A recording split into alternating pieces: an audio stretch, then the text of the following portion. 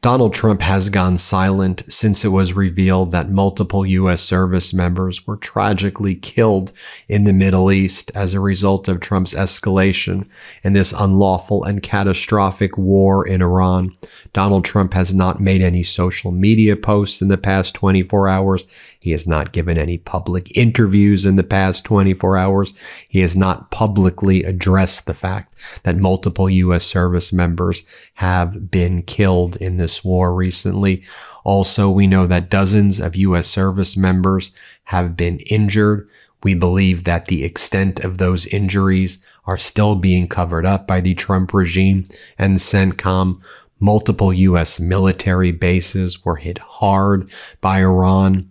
U.S. military equipment, helicopters, drones, destroyed by Iran's counterstrikes. No public statements by Donald Trump. In fact, yesterday, he was in Bedminster, his luxury golf course. He was holding a fundraiser. He was spending time with the right-wing oligarchs, and he was hiding from the press. In fact, he called a lid. He kicked out the press. He was potentially going to speak with the press. And then it was uncovered that there were these multiple U.S. service member fatalities, so he kicked out the press. I'll show you what state regime media, which calls itself Fox News, said when it was discovered that there were these U.S. service member fatalities, and then Trump kicked out the press yesterday. Here, let's play this clip. He had argued that this was for the future, and we heard him last month during the ceasefire say that if service members were killed, it would end the ceasefire. Again, that ceasefire is no longer in effect. So the White House has just called a lid, meaning we do not expect to see or hear president make any public appearances for the rest of the day. However, I have met some people here in Bridgewater who say that they are attending a black tie summer bash at Bedminster. It is worth noting that the president does hold fundraisers throughout different weekends at many of his facilities. John. So we have some photos of Donald Trump at his Bedminster luxury golf club yesterday as U.S. troops were under attack and being killed. We have photos of Paul Ingrassia, Paolo Zampoli. That's who introduced Donald Trump to Melania at the Kit Kat Club in the late 1990s. And his ex-girlfriend, the mother of his child, says that she knows about Melania's dark past and Trump's dark past. That's him right there. He's like an ambassador. Andrew Giuliani are there. Their thumbs up. Their thumbs up while all of this is going on. Also, you did hear a public statement from Pete Hegseth, Defense Secretary. He said, "Godspeed, heroes. Their sacrifice only stiffens our resolve," in response to the news that multiple U.S. service members were killed at an air base in Jordan. Notably, CENTCOM had previously put out a statement after those service members were killed, and CENTCOM should have known that those service members were killed. And the CENTCOM statement was, "No U.S. troops in the region have been recently killed or captured." And that was in response to Iran saying that there were U.S. troops killed in Syria and in the region, and CENTCOM said absolutely false. Now, the last time Donald Trump spoke publicly was at Trump Tower. We have footage of what went down there. That was when he was speaking with Gianni Infantino, the head of FIFA. And Donald Trump, while he was escalating the war, before we knew about those, although we suspected on the MeidasTouch network there were fatalities, but before it was publicly reported, just so you can get a sense of where Donald Trump was speaking in the Trump Tower and how everything he does is fake. Like, this is the public relations this is the press room that he kind of manufactured, just so you can see what it looks like for yourself. Here, play this clip.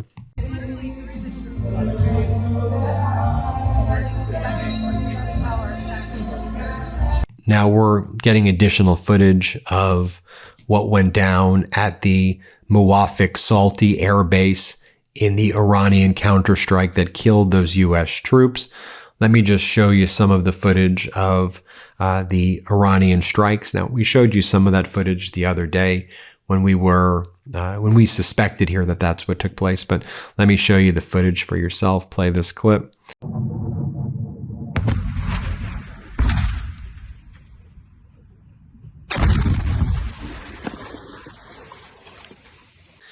And then this open source intelligence accounts did a side-by-side where you can see video from inside and outside of the Muwafaq Salty Air Base at the moment 2 ballistic missile impacts took place on July 17th. Here you can see it for yourself. And this resulted in multiple U.S. service members being killed. And I'm saying multiple because I still don't believe the CENTCOM number. They publicly reported 2. We believe that number, of course, is increasing.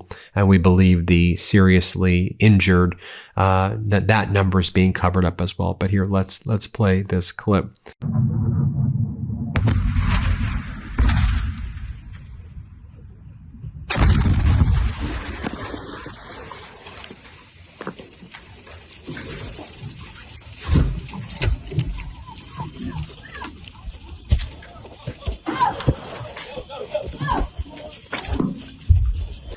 Now, the Iranian army also published a video of their drones that were launching towards the various U.S. military bases yesterday and the day before. And Iran has been able to strike bases in Kuwait, in Jordan, in Iraq, Erbil, in Qatar, in Oman, in Bahrain, in all of the surrounding Arab nations, and in Saudi Arabia. Let's play this clip.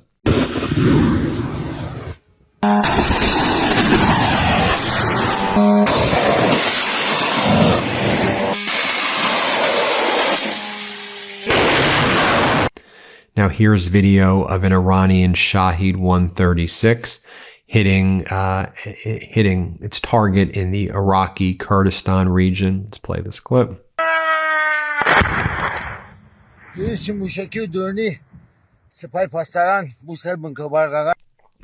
And you can see the U.S. CRAM systems active over Erbil in Iraq with reports of explosions. Play this clip.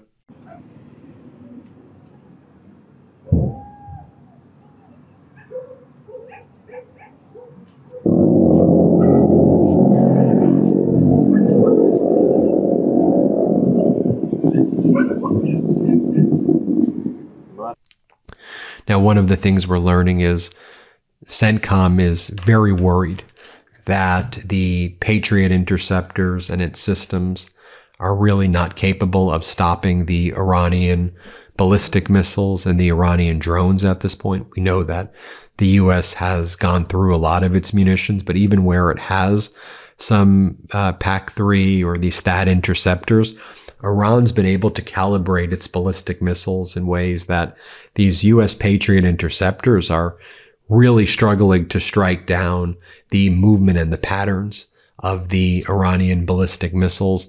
And maybe the interception rate is like 10-15% right now. And so these Iranian ballistic missiles have been able to, kind of strike with impunity at this point. And Iran's clearly found big vulnerabilities in the U.S. air bases in Jordan.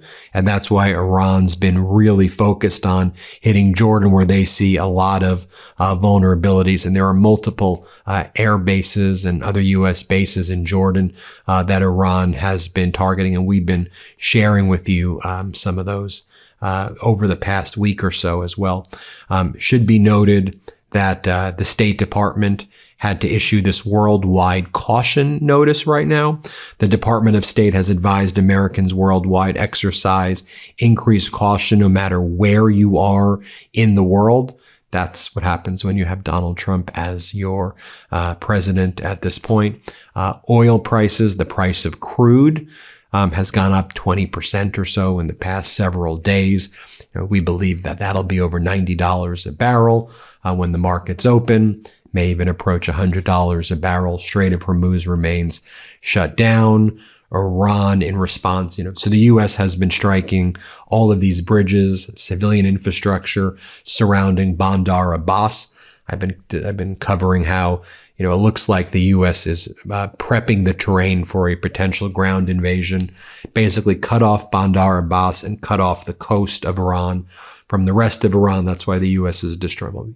The U.S. is engaged in all of these war crimes, but they're destroying the bridges and the tunnels The U.S. also hit two desalination facilities. Iran responded by striking two desalination facilities in Kuwait. 90% of the drinking water, more of the drinking water, comes from these desalination facilities. So, they're really reaching a tipping point there, in the Middle East. Iran has demonstrated its ability to counterstrike very, very hard.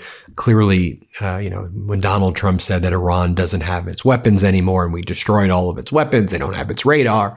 Remember back in March, they don't have anything. I mean, that's the furthest from the truth. Iran's actually even mocking Donald Trump. They're posting photos of him, the Iranian embassy in South Africa.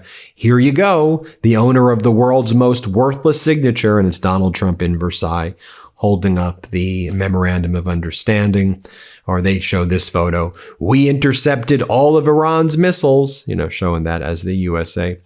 You have Iran's foreign ministry spokesperson talking about how the U.S. striking down the Kandahar Maritime Surveillance Tower, a civilian facility dedicated to maritime safety, was deliberately targeted by the United States as part of its ongoing aggression. They go on to say, and then the U.S. Secretary of War, Pete Hegseth, proudly released footage of the tower's collapse. Had he been able, he would likely have broadcast the lethal missile attack of the Manab school and the massacre of these civilians in Lamerd with the same chilling pride. Last night, the U.S. attacked power facilities, desalination pumps at the Bunji village, Pear and Jask, leaving more than 10,000 people without drinking water. For a state that once cast itself as a global champion of order, liberalism, and the war on terrorism, proudly displaying images of destroyed bridges and civilian infrastructure, has become its only remaining victory. Yet with the collapse of every bridge, every tower, and every civilian facility, it is not merely steel and concrete that is being reduced to rubble. It is America's moral standing, along with the entire architecture of international law and the civilization claims of the West, that is crumbling before the world's eyes. The question that must now be asked of America and its allies is stark and simple. What is the real difference between what they have done in Kandahar, Manab, Lamerd, and Jask, and the very acts of terrorism they once invoked to justify their war of occupation? That statement coming out from Iran's foreign ministry spokesperson. Donald Trump's last post was about a day ago, where Donald Trump was attacking Canada for climate-related wildfires and talking about sanctioning Canada and attacking Canada. One more thing to note as well. It was also revealed yesterday, CNN got the scoop, that Donald Trump is trying to allow Saudi Arabia to be able to enrich uranium, which it could quickly turn into weapons grade without any oversight by the IAEA. And again, Donald Trump gets a lot of money from MBS, the Crown Prince of Saudi Arabia. And so that was revealed yesterday as well, while Donald Trump, again, nowhere to be found in the past 24 hours, while multiple troops killed, dozens seriously injured, we believe a lot seriously injured, and that's being covered up. And Iran hitting these U.S. bases hard. Let me know what you think. Hit subscribe. Let's get to 7 million subscribers. Thanks for watching. Breaking news right now, my brothers and I wrote a book. It's called WTF America. And well, doesn't that just say it all? It comes out officially this October, but you can pre-order your copy today. Just scan the QR code or click the link in the description below.